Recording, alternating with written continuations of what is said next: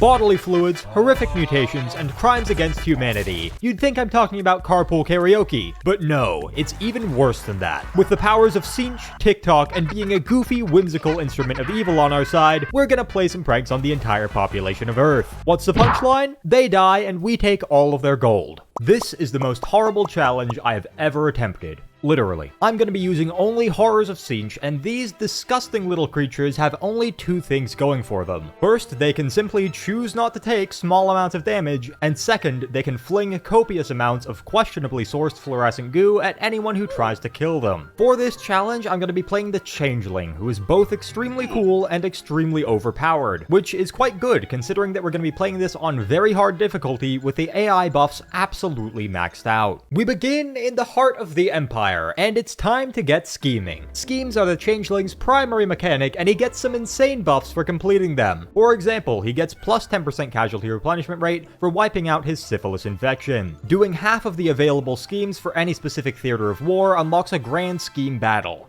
I have no idea what the fuck that is, but it sounds pretty cool. Oh, and also, the Changeling can turn into any legendary lord in battle after defeating them. No big deal, not like that's one of the most overpowered features in the entire game or anything like that. Now, it's time to take this beautiful army with awesome units and disband everything. Except these miserable blue little shits. For our first kind-hearted prank, we're gonna turn this garrison of brave Empire soldiers with loving families who are simply protecting the land that is rightfully theirs into a field of rotting corpses.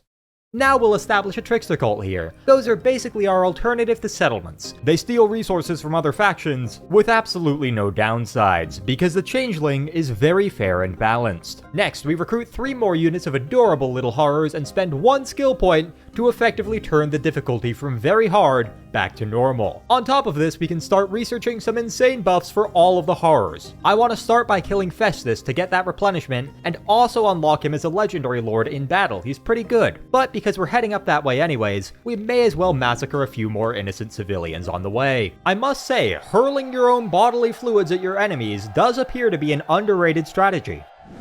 These rancid beastmen have decided to assault us with their stench. Turning them into corpses might not improve their aroma, but at least they'll stop following us. For some reason, the Empire garrison recovered a ton and also reinforced them, making this battle way harder than I anticipated. But we just blasted them with our bodily fluids again, used our magic, stopped their archers from firing, chased the beastmen off the map, somehow managed to kill their lord in melee, and then stomped those Empire shitters once more.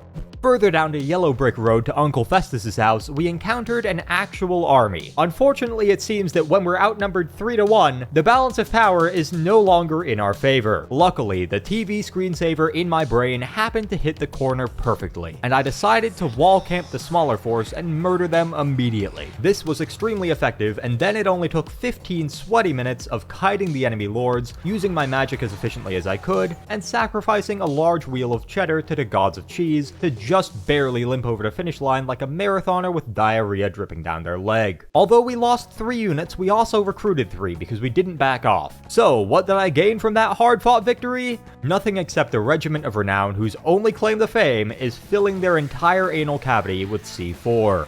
I somehow managed to blackmail this CIA operative into establishing an exact replica of the Federal Reserve underneath this dwarven stronghold. For some reason, this also unlocked Wulfric the Mammoth Fucker's form for the Changeling. At the same time, I also started building up a second army, because I'm dumb and stupid. But they perished horribly after accomplishing nothing of note, much like I eventually will, so you don't need to worry about them too much. We opened fire on these retreating soldiers to make sure they were dead, got what is quite possibly the strongest single skill point upgrade in the game, then cheesed the ever-loving shit out of an extremely hard siege battle, and now it is finally time to force Festus, Lord of Body Odor, to take a shower and wipe his ass. I presented my supple, mysterious body, and he promptly waddled over and attacked me. Did I fight this battle well? No. But to be fair, they had Chaos Warriors, Giants, and Trolls, while I have some little tadpoles that happened to grow up in a pool lined with uranium. Our complete lack of armor-piercing damage is beginning to become a serious issue, but we still managed to squeak out a close victory here.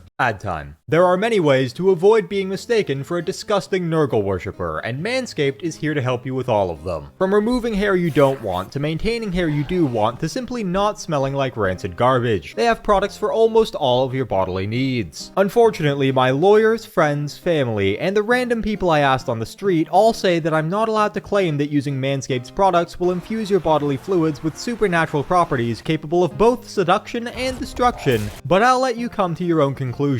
If you want everything you could ever need to look and smell your best, the Platinum Package 4.0 has all of that and more, plus a free travel bag and a comfortable pair of boxers. You can get 20% off and free shipping using code BRILLIANT at manscaped.com. That's 20% savings using code BRILLIANT that you can reinvest into your own diabolical schemes. Now, we're really getting into the fun parts of our skill tree. We can buff the ever-loving shit out of whatever lord or hero we turn into, essentially becoming the bigger, stronger, faster, and sexier version of them. On top of this, before long, we'll also be able to nerf the shit out of any enemy armies near us. But don't forget, the Changeling is very fair and balanced. When we poked Festus's corpse with a stick, it farted so horribly that 2 more units of blue horrors died from the smell. Even worse, this battle also triggered a game-breaking bug where this hero is clinging to our legs like a small child. Unfortunately, we can't seem to kick him off. This means that we can't move. The only quote-unquote solution for us here is to waste 2 turns of effective movement, 1 turn of recruitment, and 40 wins of magic reserves by teleporting next turn. In the meantime, they just sat their stinky asses in their main settlement and got some more recruitment. So, once I was freed from this predicament, I did not have enough resources to take it. The one good thing is that we finally finished this research, which should make the horrors dramatically stronger. Their cringe tactics left us with no choice but to brutally massacre another completely neutral Empire army that was minding its own goddamn business. Meanwhile, our cults have activated the Sigma Grindset Doctrine and started recruiting more gullible minds into our sophisticated multi-level marketing scheme. For some reason, every creature on the planet decided to start charging headfirst at their problems like the fucking Kool-Aid Man. This is actually really bad for us, as we generally want to stand still and fling our ethically sourced gamer juice at our enemies instead of charging. This newfound motivation to endanger oneself also seemed to impact Festus, who, after recovering from the minor inconvenience of death, voluntarily charged headlong into our mutated firing squad. In this situation, he should have obliterated us, but we have one nauseating trick up our sleeve. We already beat Festus, and therefore, we can become Festus and use his own abilities against him. But brilliant, you say. How does this give you an advantage over him? Because we aren't just Festus, we're the better Festus. On top of all these insane buffs, we have all of his spells unlocked, including the ones that he hasn't even unlocked yet. It turns out that some of these are pretty goddamn overpowered. The pink horrors are also a massive upgrade to their blue brethren, as they have much more ammo, range, and missile strength. So, despite a few losses, we did manage to win this one. A few battles later, we finally managed to wipe out the Fecundites and get that juicy 10% bonus replenishment. But what next? We have tons of schemes to choose from, but target practice seems to be the best option, because committing 15 Warcrimes is light work for the Changeling, and +2 recruit rank means our horrors will become even more horrible. To avoid losing valuable, well, maybe not valuable, but useful units in the future, our hero wrangled some spare blue horrors into a portal. Little did they know, they'll soon be dumped into the front line of battles that would make storming the beaches of Normandy seem like a casual beachside stroll. Having started advertising on the app specifically catering to demons known as TikTok, our multi-level marketing cult has begun to flourish, and we're now earning massive quantities of whatever that is. Funnily enough, TikTok is also responsible for the power of the pink horrors, as ingesting one small helping of pink sauce infuses their goo with enough destructive power to back up every sewer in a 100-mile radius. Boris Todbringer has decided to make a true name for himself. He will not be slandered by that lying trailer making him out to be a... Oh dear. After destroying several more armies of Imperial dog shit, we finally encounter a worthy foe. Tree.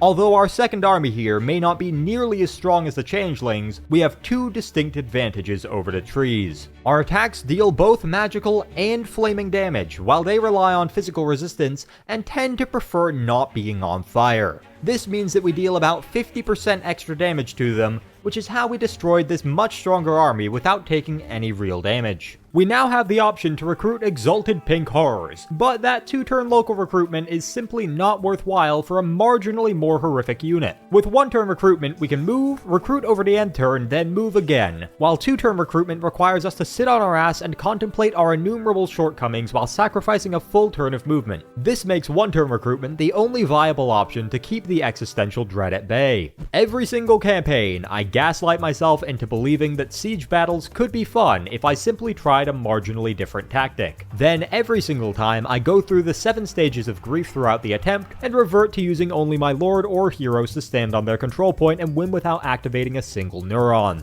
On to obliterating some marauders. Blight Boil is rapidly becoming one of my favorite spells in the game, because there's something extremely satisfying about simultaneously popping a massive pimple and committing war crimes on an industrial scale. It seems that Draped may have a bit of a problem with our unsustainable logging practices. The concept of an army of bushes may not sound intimidating, until you realize that their obsession with that Walter Purple has altered their DNA and turned them into frenzied killing machines. I ordered my army into a checkerboard formation in the hopes that they would die more slowly that way, and have my soldiers fling their magical, flaming bodily fluids at the approaching forest. Although we lost a large chunk of our army, their lives were a sacrifice that I was more than willing to make, because selling this freshly chopped lumber netted us 5,844 weird eyeball currency, and 1 battle later we completed our 3rd scheme, improving the recruit rank of our horrors and unlocking our first grand scheme battle. Several unrelated massacres later, we got the Changeling's army back to full strength, and now we can give this battle a shot. Our goal here is to plunge the Empire into civil war by convincing the Elector Counts that their Emperor has betrayed them. This required us to defeat 5 separate armies, which turned out to be far easier than dealing with 1 strong army, because for the most part they just ran in circles like chickens with their heads cut off. After taking approximately 0 fucking damage here and causing the most humiliating diplomatic incident since George Bush vomited on the Prime Minister of Japan, we got the opportunity to fund brave Mujahideen forces in either Kislev or the Darklands. I think we'll prioritize the Darklands and focus our infiltration of their political system on a mutually beneficial trade deal where we steal their gold and their coffers are freed up to store more important things, like cobwebs. For our main schemes, Kislev will be our next destination. Why? Because sacking a total of 4 settlements that all happen to be nearby is enough to unlock the next grand scheme battle, and all of the egregiously overpowered bonuses that come along with it. After our first encounter with some of their new units from the DLC, I can definitively state that those motherfuckers are scary. Their queen, Katerin, attempted to ambush us, but it seems that riding a gigantic, glowing, armored bear may have given her away. Fortunately for us, her army was comprised of a grandmother and her 1,521 grandchildren, so an auto-resolve was more than sufficient to chop down that family tree. One of our covert operatives established a mildly profitable cult in Erengrad, and then our second army got cornered by an actually good Kislev army. If we can split them in half, we can destroy both halves, and we have enough ammo to kill all of them, no problem. Well said, past me. Essentially, the issue here is that if we simply stand still and shoot them, while they stand still and shoot us, their better range, leadership, armor, and shields will allow them to demolish us. Given this terrain and our reasonably powerful lord and hero, it's possible for us to split them up and lead most of their army on a wild horror chase, while the rest of them get turned into a chunky pink jelly. We managed to lose only the blue horrors that I was going to disband anyways,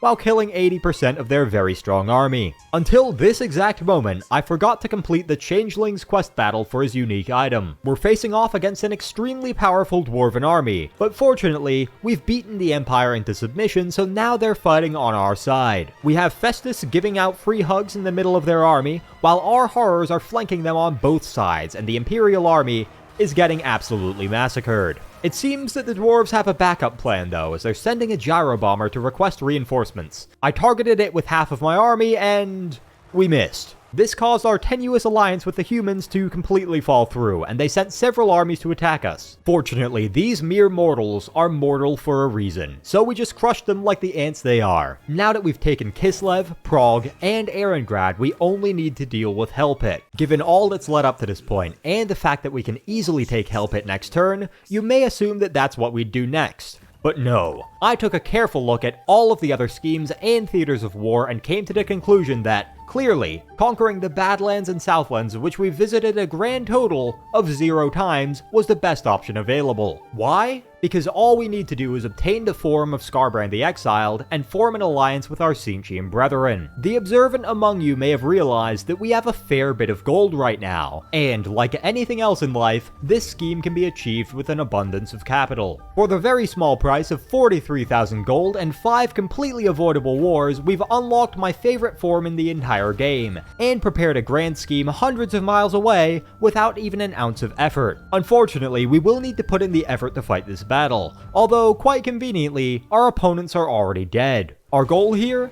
Yeet the Black Pyramid of Nagash somewhere other than Nagash. How do we accomplish this? By babysitting these 3 imbeciles and desperately trying to keep them alive. Fighting a normal battle against this enemy would have been relatively easy, but our army is absolutely not suited to this task. I started off by charging Skarbrand right into the middle of their entire army, where he had a relaxing and rejuvenating killing spree. Meanwhile, 2 of these fucking idiots charged headlong into certain death. At this point, I entered panic mode and started pressing every button on my keyboard randomly, but somehow I managed to force enough of my horrors into melee to temporarily protect these worthless wizards. This would have been extremely effective if the horrors weren't horrible in melee. I did my best to salvage the situation, but shit was getting really bad. The spell finally finished right before I started taking egregious losses, and although it took long enough to scare the shit out of me, the Tomb Kings crumbled after this. And now we can simply yeet the Black Pyramid wherever we want. I went with Lustria here, just because I felt like it. Now there's just a bunch of Tomb Kings chilling here. How does this help us? It doesn't. Still pretty cool though. And finally, it's time to take Hell Pit and complete our schemes in Kislev and Norska. This was not hard, we just auto-resolved it. But the grand scheme battle for this one is extremely cool. Essentially, there's a big Norscan army, and we kill it. Then there's another big Norscan army, and we kill that too. But you'll never guess what we do to the third Norscan army. We weaken it, then teleport the entirety of Norska all the way to Cathay just to fuck with them. Not only have we gotten our short victory, but now we only need 2 more grand schemes to get the long victory. I'm not gonna lie, a lot of this was boring, so here's a quick rundown of several hours of my suffering. I focused mostly on the Darklands and Grand Cathay. We simply purchased Astrogoth Ironhand, got 1 freebie in Cathay, murdered a pompous dickhead, and replaced the horrible corruption of the Chaos Dwarfs with our even more horrible corruption. This completed the grand scheme in the Darklands, allowing us to assist our local union in peacefully advocating for both workers' rights and workers' wrongs. Then back in Cathay, we irradiated the northern provinces, tried to form an alliance with a rat who died before we could, and killed Zhao Ming, assuming we would get his form, but we didn't for some reason. After this, we completely changed tactics and tried to do the grand scheme in Bretonnia by massacring the Wood Elves, only for Orion to simply disappear into the Shadow Realm, preventing me from completing the final scheme there. Now, back to the interesting bit. After waiting for Orion for approximately 10 years, we went to corrupt Skaven Blight instead, only for him to suddenly reappear once we were far away. At this point, it made more sense to just take Skaven Blight, but Belegar Ironhammer, the toughest motherfucker in the game, had taken it first. If we were playing any other lord, this would have been a serious problem. But the Changeling is just built differently. Literally. He just changed into Skarbrand, got buffed by the Blue Scribes, and absolutely fucking dumpstered Belegar faster than I thought was even possible. We got the Blue Scribes a few turns back by completing a quest, and on top of having access to every single spell in the game, they buffed the horrors in their army to an absolutely insane degree. Taking this settlement was absolutely no problem, and we pretty much instantly got the corruption as high as we needed it. On top of unlocking the final grand scheme battle, not to be confused with the ultimate scheme, this also got us 3 nuclear warheads. These came in very useful in this grand scheme battle, where we needed to destroy Bretonnia's legendary hero, the Green Knight. We were given an undead meat shield here, and with the combination of Changebrand killing all of their single entities without taking damage, the Blue Scribes casting several overpowered spells per second, and our now seemingly infinite supply of corrosive bodily fluids, they did quite literally 0 damage to us. We ended this extremely tough battle with exactly the same health as we started with. This is not the end of this campaign, however, as it is time for the ultimate scheme! In this battle, we need to defeat the Empire, Kislev, Cathay, the High Elves, the Dwarves, and Bretonnia. We do have a bit of help, but to be honest, most of these lads are worthless. This battle was absolute chaos. We started off against an Empire army that we completely crushed before their reinforcements arrived, then our allies, the Greenskins and the Tomb Kings, showed up around the same time as our enemies, Kislev and the Dwarves. The biggest problem here is that the Dwarves had almost exclusively gyrocopters, which were able to shoot us constantly and prevent our barriers from recharging. The artillery made this even worse for us, especially because it was spread onto pretty much every side of the map. After committing our fair share of war crimes for the century, we committed even more, by spamming some of the most disgustingly overpowered spells in the game with the blue scribes. Meanwhile, most of our formations were so spread out and disrupted that they were basically unusable, and the plus 600% barrier from the blue scribes was the only reason that any of my units remained even vaguely alive. Cathay rolled up with a skyjunk, which is essentially a hot air balloon containing so many rockets that it shouldn't physically be able to fly. Fortunately, just as we started taking heavy losses, we completed the spell, won the battle heroically, and finally completed the ultimate scheme. That is all for this campaign. The Changeling is almost as fun as he is overpowered, which is really saying something given that he is the most overpowered lord in the game. As always, a big thanks to my patrons and YouTube members, and let me know if you guys like this style of video. This is my first time ever writing a proper full script for a video. It would have been a lot easier to make if I knew how to read, but regardless, thanks for watching, peace out.